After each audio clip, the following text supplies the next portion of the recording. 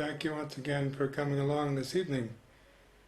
Today we're going to look at some rather major problems we have in the Western world, especially during this month of commemoration of Columbus's discovery of the New World. This is a time which should concern us all because there's a great deal to rethink about Columbus Day. Not just here in Cambridge, Massachusetts, but generally in America and well beyond America, because the importance of Columbus was global. And we're beginning to realize that many of the mistakes that we've made since 1492 are just now coming home to roost, as it were, in cultural terms. The cultural lag has been considerable, but the cultural impact even more considerable, and we're just having to start to face up to some of the misplaced metaphors and huge wrong conclusions that we have drawn as a culture from the Columbian event. So today we're going to look at what's called, in effect, drawing the wrong conclusions. An anthropologist looks at history, cultural mistakes since 1492. The frontier metaphor and the myth of endless growth.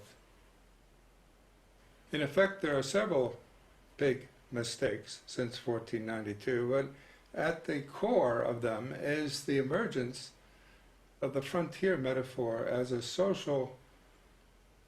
socially guiding metaphor for many cultures in Western civilization. We're going to take a look at that today because it's very problematic. What do anthropologists do in studying humans? Well, there's a number of things, but they start off with a premise of twofold nature of the problem. Anthropologists are committed to the notion of the unity of humankind and the diversity of cultures. That is, we're one race, the human race. We're one species, but there are a wide variety of cultures, and both things need to be emphasized simultaneously all the time. The unity of humankind and the variety of cultures. Further, there's no one who can grow up without a culture. There's no such thing as humans without culture, so we need to be very careful in studying cultures because everyone has one, and everyone is quite closely attached to them. Culture, in fact, is learned behavior, and it's important to emphasize that because it's not instinctual. It's not natural, it's second nature. It's what we learn so early and so thoroughly that we never question it. And in that respect, we need to keep in mind that it's deeply ingrained. So what do we do in studying humankind is to concentrate on the human universals and the cultural differences. Cultural differences become apparent when we examine how human communities situate themselves and behave in the broader ecosystem. They aren't apparent until you see how people think about their environment and start to behave in it. How do we study the cultural differences of humans and ecosystems? Well, there's a threefold approach in anthropology, and one is cultural ecology. This is basically taking the culture that you're studying seriously and learning how it looks at the world. What are its categories of perception? How does it see grass, shrubs, trees? What are its vocabularies for these kinds of things? How does it view animals? How does it relate to them? What are the cultural categories? And that's what you study in cultural ecology. The second approach, though, is ecological anthropology. And that's saying, well, it doesn't really matter what you think things are. The question is, how are you behaving? And this steps back from the question from within any particular culture to the question of looking at humans as an animal in an ecosystem. Whatever else we are. We are bipedal mammalian omnivores, right? I mean, that's not usually the way we describe ourselves as human beings, but an ecological anthropologist will say, okay, here we have a bipedal mammalian omnivore. How does it go about behaving in its ecosystem? Does it cut down trees? Does it look for edible grasses? Does it shoot animals? Does it eat fish? All of those things can be described independent of any of the categories within a culture that we use to describe fish, meat, grass, or the like, because they can be measured just like they can be observed and measured in reference to any other animal. In this case, a bipedal mammalian omnivore. This doesn't distinguish us, for example, from the apes, but there are some behavioral things we do differently, and we'd learn a lot by looking at that in ecological anthropology. The third aspect of things is to look at the ecology of cultures. If culture is a human universal, cultures vary enormously. How do they come to vary? Why do they vary? Why don't we just have one culture? Well, it's because we've had very different experiences, and we've understood those experiences in a different way. To put it another way, a culture is a social appropriation of an experience within an ecosystem. Sounds a little complicated, but it's not when you look into it in detail. How can we study, though, the ecology of any particular culture? Well, as I indicated, a culture is an association of learned behaviors and habits, the second nature of a people who have lived with one another over time in a particular eco-niche or ecological setting. Now, what's apparent is that, in part, a culture can be said to be the social appropriation of a group's history, a bundle of metaphors and rules of thumb that help them understand who they are, where they are, and, in some sense, where they're going.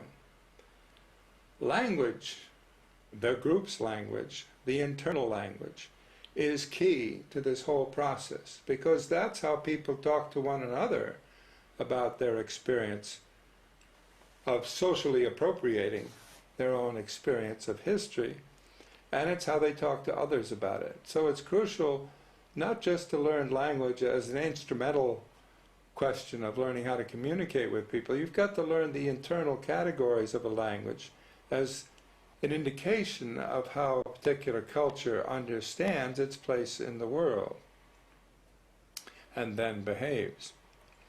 Well, in the language, then, we can examine in detail the fundamental themes of a culture, which seem to encapsulate a group's self-image and govern its behavior. This is crucial because it's those fundamental metaphors that are absolutely essential. In short, we're looking for the metaphors that people live by. They live by metaphors.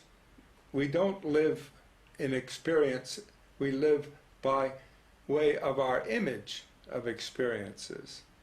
And it's those metaphors that are encapsulated by a culture and determine how people behave in an ecosystem. Well, how has the ecology of culture changed in the world since 1492? Interesting problem to put to ourselves, and one which is essentially a cultural problem that we have to look at in detail. The issue is, in a sense, well beyond any particular culture, but it has to do with the overall problem of cultural appropriation of knowledge. In this case, we can look at the ways in which racism and rubbish have emerged as problems of boundary in an ecosystem, especially in colonial circumstances. So this I analyzed a while back in a series of articles, one called Rubbish and Racism, Problems of Boundary in an Ecosystem. And we saw at the outset of that article a citation of William Butler Yeats' Meditations in Time of Civil War, a poem that he wrote, observing that we had fed the heart on fantasies, the heart's grown brutal from the fair. This, in effect, is what has happened since 1492 to most of the Western world. And we turn to anthropologists to sort it out. In an age of mounting racial tensions and in the presence of an impending environmental crisis, it may seem irresponsible for anthropologists to fly off to remote corners of the world and continue their studies of people who, even if they do survive, will have no effect upon the world's major problems. As research money becomes scarce, government agencies and foundations appear to agree that such fieldwork is a luxury that they can ill afford. Anthropologists, of course, have always maintained that their research has been intimately bound up with the total human condition. And if their peoples seem remote and their theories esoteric, this has been so only in order to make a fresh approach possible to the problems we all face daily. This is their claim, and we can hold them to it. If anthropologists have been right, then they should have something to offer concerning two of the major crises which confront us: the growth of racism and the threat of irreversible environmental pollution. Those are the challenges we face. Is anthropology up to understanding how we've gotten here? Basically, anthropologists look at history and say we need to re-examine the driving myths and delusional metaphors at the core of this experience if we are going to survive. The experience is that of 1492 onwards. One of the things we need to re-examine is the experience itself. Is it all it was cracked up to be? In 1492, Columbus sailed the ocean blue, begins the poem memorized by generations of school children learning about the discovery of America. The new book says Chinese explorers beat Columbus here by some 70 years. Chinese explorer Zheng He made several remarkable journeys in the early 15th century. His explorations are the subject of a new book by Gavin Menzies, 1421, the year China discovered America. The author says he has found irrefutable evidence that the explorer and/or others under his command were the first to circumnavigate the globe. Menzies says he uncovered the information inadvertently. I started off writing a story about the year 1421, and during the course of it I came to the astonishing conclusion that a huge Chinese fleet of 800 vessels had sailed from China in March 1421, and they'd circumnavigated the world, and they had created settlements in North and South America, in Australia, New Zealand, across the Pacific, and in the Indian Ocean. Now, how did you come up with this information? When the book was ready, I sent it out to a number of historians to check the accuracy of what I'd written. And one of them came back to me and said, "Do you know about the chart which shows islands in the Caribbean, which was drawn 70 years before Columbus set sail for the Caribbean?" And when I looked at this chart, I realized that the islands on it were Puerto Rico and Guadeloupe. And it seemed to me that there had been secret Portuguese voyages to the Caribbean 70 years before Columbus set sail.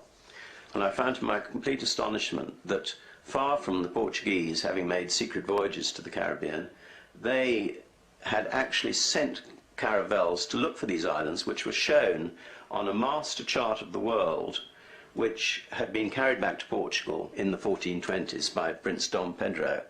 And the Portuguese claim was that the entire world appeared on this master chart.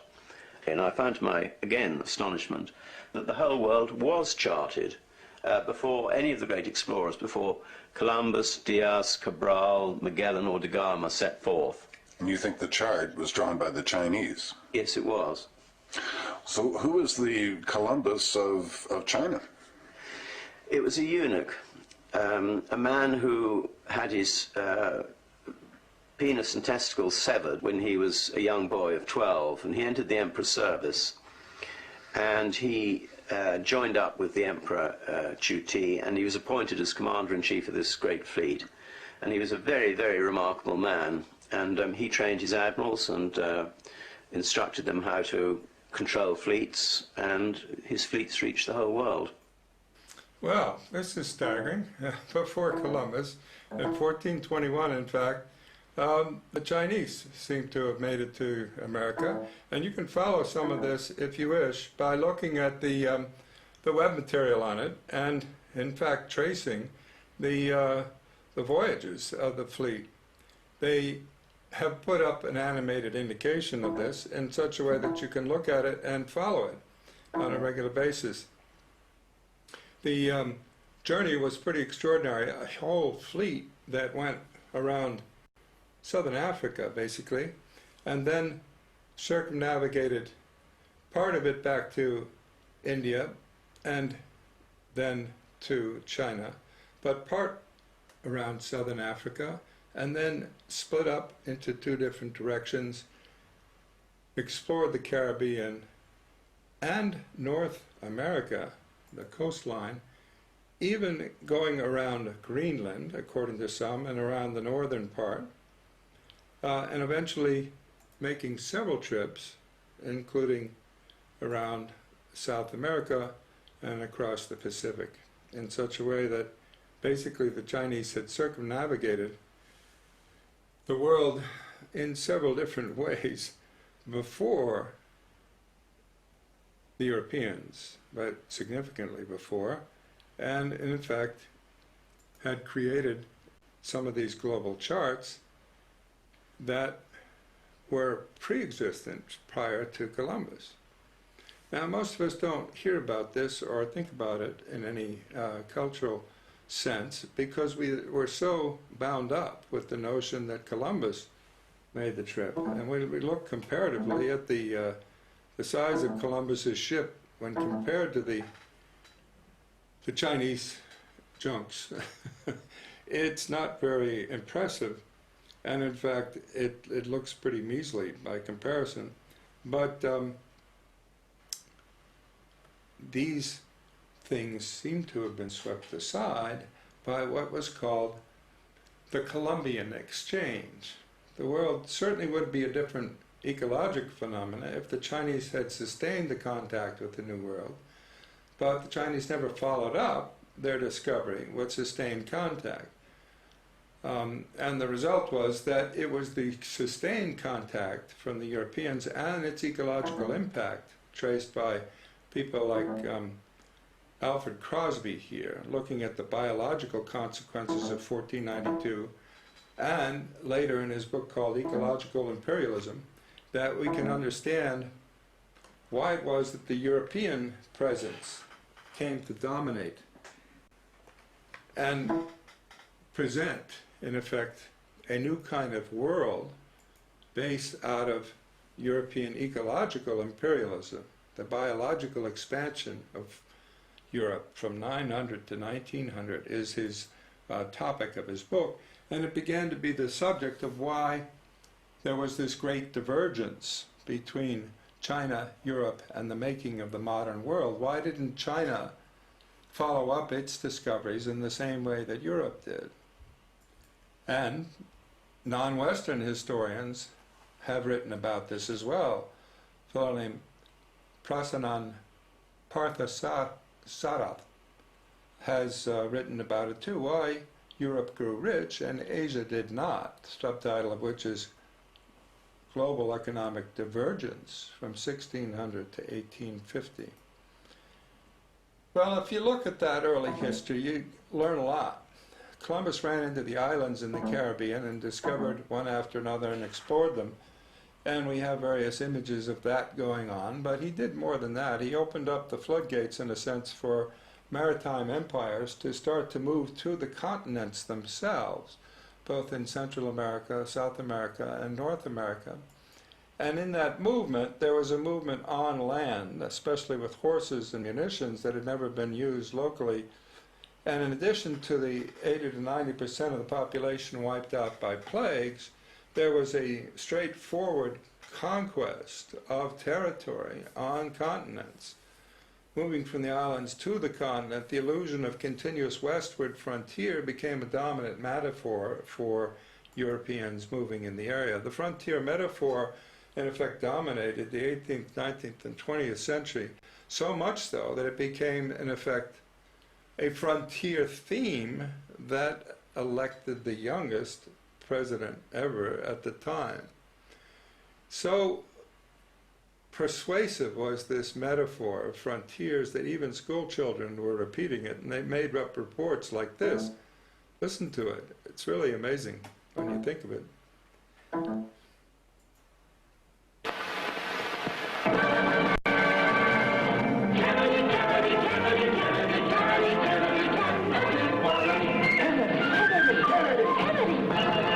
Do you want a man for president who's seasoned through and through, but that's a doggone season that he won't try something new? A man who's old enough to know and young enough to do. Well, it's up to you, it's up to you, it's strictly up to you.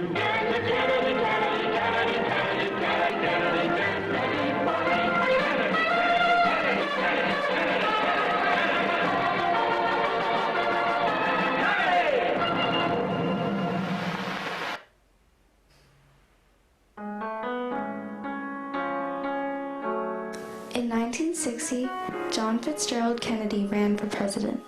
He won the Democratic primary against Senator Hubert Humphrey, and upon his victory delivered his Democratic National Convention address, one of many famous and inspiring speeches. In it, he reminds Americans that although they may have faced many struggles, they still have a ways to go. His aim, which became that of the people, was to make America a better country than it was before, and to keep building successes on top of each other. Some would say that those struggles are all over, that all the horizons have been explored, that all the battles have been won, that there is no longer an American frontier. But I trust that no one in this assembly would agree with that sentiment. For the problems are not all solved, and the battles are not all won. And we stand today on the edge of a new frontier. A new frontier became his metaphor for taking over the country, in effect.